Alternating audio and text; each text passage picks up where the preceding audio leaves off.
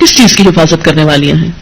للغیبی، غیب کے لیے، یعنی غائبانہ طور پر، غیب میں لام بمانا فی ہے، یعنی شوہر کی غیر موجودگی میں، شوہر کی عدم موجودگی میں حفاظت کرنے والی ہیں.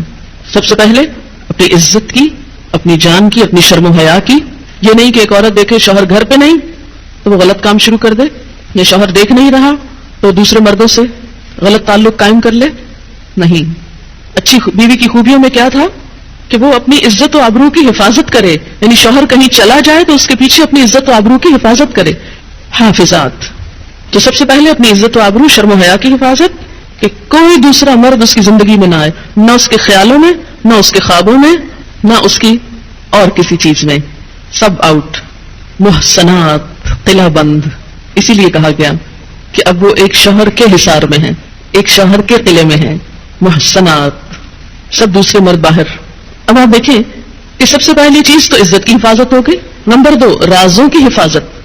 شوہر اور بیوی کی جو تنہائی میں گفتگو ہو اس کو ڈسکلوز کرنے سے منع کیا گیا ہے کہ وہ باہر جا کر سہیلیوں میں وہ قصے نہ سنائے. یہ کیوں منع کیا گیا؟ اس لیے منع کیا گیا کہ عموماً پھر کیا ہوتا ہے، دوسری خواتین اپنے شوہروں کو کمپیئر کرنے لگتی ہیں اور اس طرح گھروں میں فساد اٹھتے ہیں. وہ فلاں کا میاں تو ایسا اور تم ایسے میرے پلے پڑ گئے.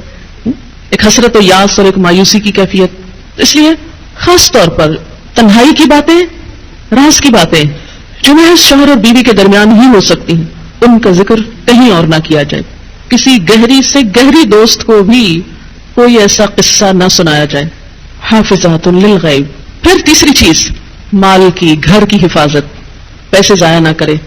یہ نہیں کہ شوہر کے گھر، شوہر کے مال اور شوہر کی تنخواہ اور شوہر کی پراپرٹی میں سے چھپ چھپا کے میکے والوں کو مت بھیجتی رہے. بہت سے فساد اس وجہ سے ہوتے ہیں کہ سسرال کو دینے کے لیے تو نمبر 2 مال ہوتا ہے اور میکے کو بھجوانے کے لیے پسندیدہ چیز. قدرتی بات ہے کہ انسان کی جو اٹیچمنٹ ہوتی ہے وہ ماں باپ سے بہت زیادہ ہوتی ہے. ایک ایسی خیرخواہی ہوتی ہے جس میں دنیا کی کوئی دوسری چیز شریک ہی نہیں ہو سکتی. ظاہر ہے جنہوں نے جنم دیا، جنہوں نے پالا پوسا، ان کے ساتھ محبت اور خیرخواہی کیسے نہ ہو، وہ تو ہوگی، لیکن اس کی بھی حدود ہیں. وہ حد سے آگے نہیں بڑھنی چاہیے کہ شوہر کما کے لائے اور ہر وقت عورت شکوا کرے، پورا ہی نہیں پڑتا، ہوتا ہی نہیں، ہے ہی نہیں، یہ بھی نہیں، وہ بھی نہیں، وہ بھی نہیں، اور پیسے بٹورتی چلی جائے اور ادھر سے چھپ چھپا کے دوسری طرف دیتی چلی جائے. نہیں. حتیٰ کہ فی سبیل اللہ بھی اگر عورت کو دینا ہے تو شوہر کی رضامندی ضروری ہے، یعنی شوہر کا مشورہ بھی ہونا چاہیے اس میں. اللہ یہ کہ اس کا اپنا مال ہو. اپنے مال میں بھی اچھا ہوتا ہے کہ انسان مشورہ کر لے کہ کیا خیال ہے، یہاں نہ کر دیا جائے. پیچھے وہ مہر کی بات ہوئی تھی نا کہ عورتوں کو ان کے مہر دے دو. اب عورت ایک مہر لے لے اور وہ کہے چونکہ میرا مال ہے جدھر مرضی خرچ کروں، تم کون پوچھنے والے. نہیں، اس میں بھی ایک اچھے آئیڈیل گھر کی نشانی کیا ہے کہ باہم مشورے سے مال خرچ کریں. تو اللہ کی راہ میں دینے کے لیے بھی چھوٹا موٹا تو دینا جو ہے، جیسے صدقہ خیرات میں جیسے کوئی فقیر آ گیا، کھانا کھلا دیا، کچھ راہ چلتے ہوئے کسی نے گاڑی کا دروازہ آپ کو نوک کیا، آپ نے کچھ نکال کے دے دیا. چھوٹی موٹی چیزوں میں تو ایک باہمی انڈرسٹینڈنگ ہوتی ہی ہے، لیکن بڑی اماؤنٹس خرچ کرنے میں کہ جس میں پتا ہو کہ شوہر مائنڈ کرے گا تو نہیں دینی چاہیے، اور خصوصاً اس کے مال میں سے. اور اسی طرح میکے کو دیتے وقت بہت ہی احتیاط کی ضرورت ہے. کوئی بھی چیز دینا ہو. ہماری ایک دوست نے، بزرگ دوست ہیں، انہوں نے ایک بڑی اچھی بات بتائی تھی اور میں نے دیکھا کہ یہ اتنا خوبصورت زندگی کا اصول ہے، اگر اس پر عمل کیا جائے یا کیا جا سکے تو بہت سی بھلائیاں ہو سکتی. وہ کہتی ہے کہ جب ہماری شادی ہوئی تو میں نے اپنے شوہر سے کہا آج کے بعد آپ کے خاندان کو لک آفٹر کرنا میری ذمہ داری اور میرے رشتہ داروں کا خیال رکھنا آپ کی ذمہ داری. کہتی کہ اس طرح ہم دونوں کے خاندانوں میں بڑی محبت پیدا ہوئی. کہتی کہ میں نے اپنی ذمہ داری لی کہ میں سب تحفے تحائف اپنے سسرال کو دوں گی، اور میرے شوہر نے لی کہ وہ میرے بہن بھائیوں کو دیں گے. اب اس میں کیا ہے کہ دونوں ایک دوسرے کے خیال رکھ رہے ہیں، تو شوہر کو بہت خوشی ہوتی ہے جب اس کے بہن بھائیوں اور اس کے والدین اور اس کے رشتہ داروں کی کیئر کی جائے. اگر کوئی عورت شوہر کے دل میں جگہ بنانا چاہتی ہے تو اس کا بہترین نسخہ یہی ہے کہ اس کے رشتہ داروں، اس کے بہن بھائیوں کی قدردانی کریں، ان کا خیال رکھیں اور دل سے سنسیئر ہو جائیں ان کے لیے.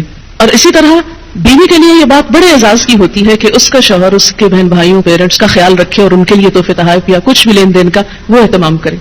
تو اب آپ دیکھیں کہ جب آپ اپنے ہاتھ سے اپنے ماں باپ کو دیں گے تو وہ شک کی نگاہ سے دیکھے گا، جب وہ دے رہا ہوگا تو آپ چپ کر کے بیٹھی ہوں گی، اچھا نہ دیکھا، پھر دے دیا وہ فلاں کو، پھر دے دیا فلاں.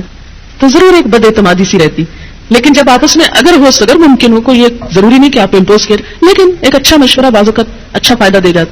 اگر ممکن ہو اور شوہر تعاون کرنے والا ہو تو آپس میں یہ طے کر لیجیے. اس سے بہت زیادہ خوشگواری آئے گی، کیونکہ ایک خاندان کی خوشگواری صرف ایک خاندان کے ساتھ نہیں ہوتی، ان کے آس پاس یعنی سسرال اور میکے دونوں کے ساتھ خوشگوار تعلقات اس بیچ کے خاندان کو خوشگوار بناتے ہیں. اور جتنا زیادہ انسان مل جل کر رہنا سیکھے اور ایک دوسرے کے حقوق کا لحاظ رکھے اتنی ہی زیادہ خوشیاں آتی ہیں. تو فالصالحات قانتات حافظات للغیب، مال کی حفاظت. اور آخری چیز بچوں کی حفاظت، بچوں کی تربیت.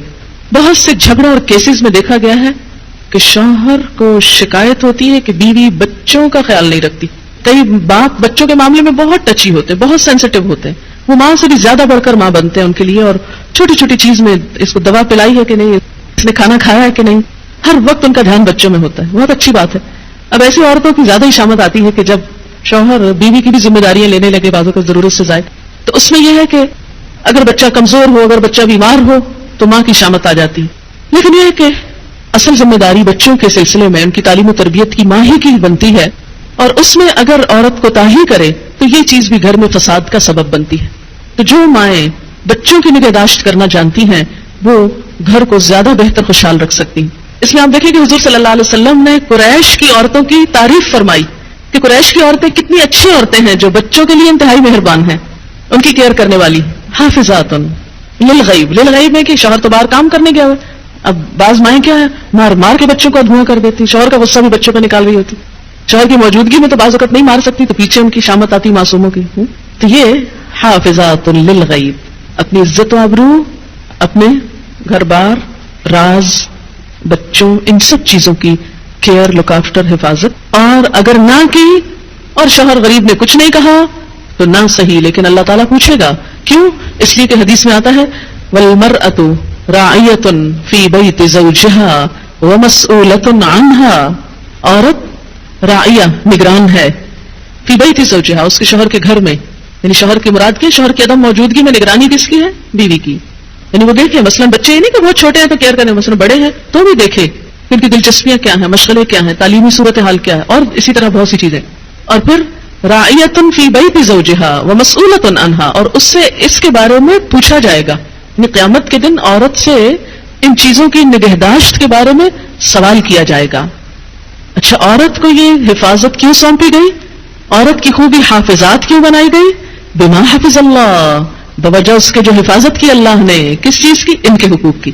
اللہ نے ان کے حقوق کو پروٹیکٹ کیا، مرد کو ذمہ دار بنایا، لہذا ان کو بھی اپنی ذمہ داری پوری کرنی چاہیے.